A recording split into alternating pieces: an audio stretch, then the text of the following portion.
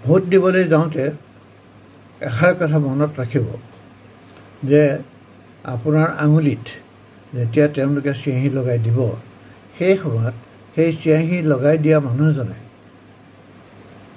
voting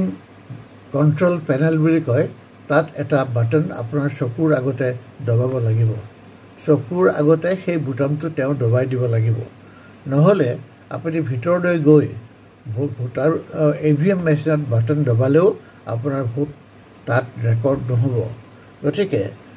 ঠায়ে ঠায়ে এইটো কথা গম পোৱা গৈছে যে বিজেপিয়ে তেওঁলোকৰ মানুহ সেইবোৰ জেগাত ৰাখি দিছে যি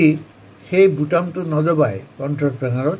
যাৰ ফলত আপুনি ভিতৰলৈ গৈ ভোট দিলেও আপোনাৰ ভোটটো আচলতে ৰেকৰ্ড নহয়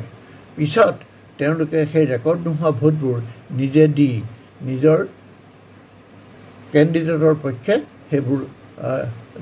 ৰেকৰ্ড কৰে গতিকে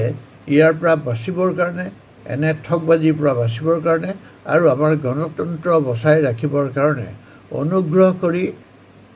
চাওক যে আপোনাৰ আঙুলিত চিয়াহী লগোৱাৰ পিছত সেই মানুহজনে কণ্ট্ৰল পেনেলত এটা বুটাম দবাইছে আৰু আপুনি ভিতৰলৈ গৈ দেখিছে যে EVMৰ সব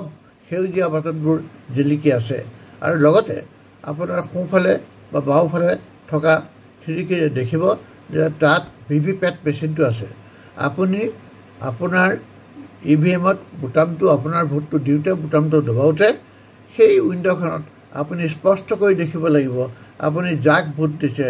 সেই মানুহজনৰ ছবি যিটো চিম্বল যিটো প্ৰতীক সেইটো নেদেখিলে জানিব আপোনাৰ ভোট ঠিকমতে হোৱা নাই আপুনি উভতি যাওক সেই মানুহজনৰ ওচৰলৈ আৰু কওক যে এতিয়া বুটামটো দবোৱা নহ'লে নহ'ব হেঁচা মাৰি ধৰক তেওঁ আপোনাৰ ভোটটো ৰেকৰ্ড কৰিবলৈ বাধ্য হ'ব ধন্যবাদ